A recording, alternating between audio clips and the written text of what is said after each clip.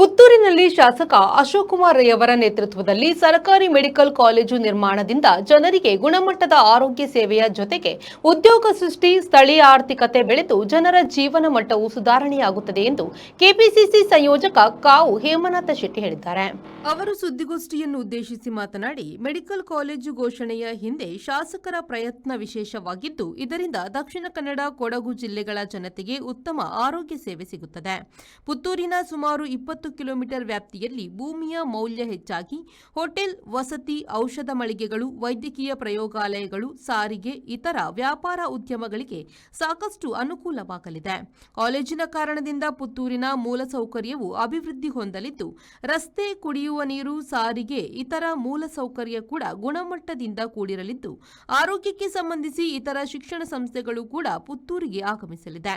ಇದರಿಂದ ಪುತ್ತೂರು ಆರೋಗ್ಯ ಶಿಕ್ಷಣ ಕ್ಷೇತ್ರದಲ್ಲಿ ರಾಜ್ಯದಲ್ಲಿ ಪ್ರಮುಖ ನಗರವಾಗಿ ಬೆಳೆಯಲಿದೆ. ಹೀಗಾಗಿ ರಾಜ್ಯ ಸರ್ಕಾರ ವೈದ್ಯಕೀಯ ಕಾಲೇಜಿಗೆ ಅಧಿಕೃತ ಅನುಮೋದನೆ ನೀಡಿ ಶೀಘ್ರ ಕಾಮಗಾರಿ ಆರಂಭಿಸುವಂತೆ ನಾವು ಒತ್ತಾಯಿಸುತ್ತಿದ್ದೇವೆ ಎಂದರು. ನಮ್ಮ ಪುತ್ತೂರಿಗೆ ಮೆಡಿಕಲ್ ಕಾಲೇಜ್ ಮಂಜೂರಾತಿಯ ಬಗ್ಗೆ ನೀವೆಲ್ಲ ತುಂಬ ಪ್ರಚಾರಗಳನ್ನು ಕೊಟ್ಟಿದ್ದೀರಾ.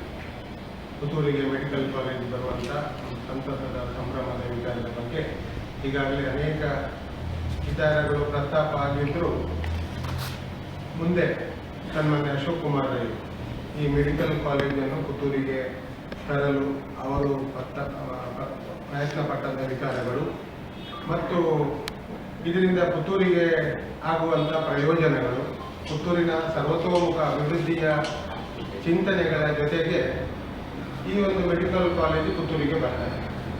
ಮೊದಲಾಗಿ ನಾವು ಈ ಪುತ್ತೂರಿನ ಜನ ಇವತ್ತು ದಕ್ಷಿಣ ಕನ್ನಡ ಜಿಲ್ಲೆಯ ಜನರಿಗೆ ಸನ್ಮಾನ್ಯ ಅಶೋಕ್ ಕುಮಾರ್ ರೈ ಅವರ ಆ ಪ್ರಾಮಾಣಿಕ ಪ್ರಯತ್ನಕ್ಕೆ ಅಭಿನಂದನೆಗಳನ್ನು ಸಲ್ಲಿಸಿದ್ದಾರೆ. ಅಂದರೆ ಅಷ್ಟು ಸುಲಭದ ಕೆಲಸ ಅಲ್ಲ, ದೊಡ್ಡ ಒಂದು ಸಾಧನೆಯನ್ನು ಪುತ್ತೂರಿನಲ್ಲಿ ಸನ್ಮಾನ್ಯ ಅಶೋಕ್ ಕುಮಾರ್ ರೈ ಅವರು ಮಾಡಿದ್ದಾರೆ.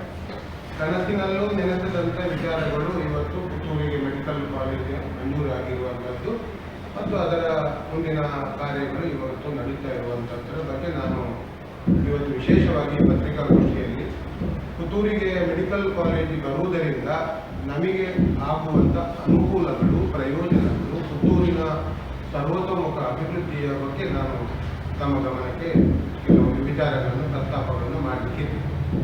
ಮುಖ್ಯವಾಗಿ ನಾವು ನೋಡ್ತಾ ಇದ್ದೀವಿ, ದಕ್ಷಿಣ ಕನ್ನಡ ಜಿಲ್ಲೆಯ ಅಥವಾ ಯಾವುದೇ ಒಂದು ನಗರಕ್ಕೆ ಪ್ರಾಮುಖ್ಯವಾಗಿ ಏನು ಅಲ್ಲಿ ಇದೆ, ಅಲ್ಲಿ ಅಭಿವೃದ್ಧಿ ಹೊಂದಲಿಕ್ಕೆ ಒಂದೊಂದು ಊರಿನಲ್ಲಿ ಒಂದೊಂದು ವಿಚಾರಗಳಿರ್ತದೆ. ಇವತ್ತು ಸುಳ್ಯನೇ ನಾವು ಉದಾಹರಣೆಗೆ ತೆಕ್ಕೊಂಡ್ರೆ, ಸುಳ್ಯದಲ್ಲಿ ಸಾಮಾನ್ಯ ಅಡಿಕೆ ಕೃಷಿ ಮಾತ್ರ ಹೊರತು ಬೇರೆ ಏನು ಅಲ್ಲಿ ದೊಡ್ಡ ಮಟ್ಟದಲ್ಲಿ ವ್ಯವಹಾರಗಳು, ವ್ಯಾಪಾರಗಳು, ವಿಚಾರಗಳು ಇರೋದಿರಲಿಲ್ಲ. ಆದರೆ ಸುಮಾರು 50 ವರ್ಷಗಳ ಹಿಂದೆ ದಿವಂಗತ KV ವೆಂಕಟರಮಣಗೌಡರು, ಕುಂಜೆ ವೆಂಕಟರಮಣಗೌಡರು ಮೆಡಿಕಲ್ ಕಾಲೇಜ್ ಅಂದರೆ ಪ್ರಾರಂಭದಲ್ಲಿ ನಾನು ಅಲ್ಲಿಯ ವಿದ್ಯಾರ್ಥಿ, ಪದವಿ ಕಾಲೇಜು, PU ಕಾಲೇಜುಗಳನ್ನು ಪ್ರಾರಂಭಿಸಿ ನಂತರ ಬೇರೆ ಬೇರೆ ಕಾಲೇಜುಗಳನ್ನು ಪ್ರಾರಂಭಿಸಿ ಇವತ್ತು ಸುಳ್ಯವನ್ನು ಅಂತಾರಾಷ್ಟ್ರೀಯ ಮಟ್ಟದಲ್ಲಿ ಗುರುತಿಸುವ ಮಟ್ಟಕ್ಕೆ ಕೊಂಡೊಯ್ದಂಥ ಕೀರ್ತಿ ಇವತ್ತು medical college, engineering college, ayurvedic ಕಾಲೇಜುಗಳೆಲ್ಲವೂ ಇದೆ. ಹಾಗಾಗಿ ಅದನ್ನು ಬಿಟ್ಟರೆ ಬೇರೆ ಏನಿಲ್ಲ, ಕೃಷಿ ಮಾತ್ರ ಇರೋದು, ಬೇರೆ ಏನಿಲ್ಲ. ಆದರೂ ಸುಳ್ಯ ಇವತ್ತು ತುಂಬ ಅಭಿವೃದ್ಧಿ ಹೊಂದಿದ ಪ್ರದೇಶ ಆಗಿರುವಂಥದ್ದೇ ಆ ಮೆಡಿಕಲ್ ಕಾಲೇಜ್ ಬಂದ ಕಾರಣ. ಅಲ್ಲಿಯ ಜಮೀನಿನ ದರ ಇರ್ಬೋದು, ಅಲ್ಲಿಯ ವ್ಯಾಪಾರಗಳು, ವ್ಯವಹಾರಗಳು ಎಲ್ಲವೂ ಮೆಡಿಕಲ್ ಕಾಲೇಜ್, ಇಂಜಿನಿಯರಿಂಗ್ ಕಾಲೇಜ್, ಶಿಕ್ಷಣದ ಇದರಿಂದಾಗಿ ಅಲ್ಲಿ ಅಭಿವೃದ್ಧಿ ಹೊಂದಿದೆ. ಅದನ್ನು ನಾವು ಇವತ್ತು ಬೇರೆ ಬೇರೆ ಇವತ್ತು ಮೂಡಬಿದಿರೆಯನ್ನು ತಗೊಂಡ್ರೆ ಮೂಡಬಿದಿರೆ ಹೇಗಿತ್ತು ಅಂತ ಹೇಳಿದ್ರೆ ನಮಗೆ ಗೊತ್ತಿತ್ತು. ಹಲವಾರು ಸಾವಿರ ಸಂಸ್ಥೆ ಬರುವ ಮೊದಲು ಮೂಡಬಿದಿರೆ ಒಂದು ಸಣ್ಣ ಊರಾಗಿತ್ತು. ಇವತ್ತು ಅದು ತಾಲೂಕು ಆಗ್ತದೆ. ಅದರ ನಂತರ ಅಭಿವೃದ್ಧಿಯನ್ನು ಗಮನಿಸಿದರೆ ಏನೋ ಆಗಿದೆ.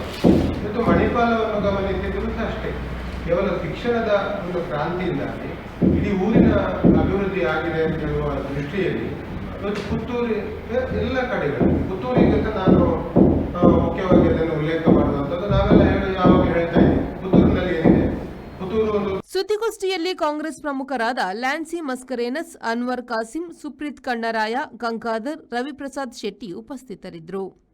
Anish, V4 news, Puttur.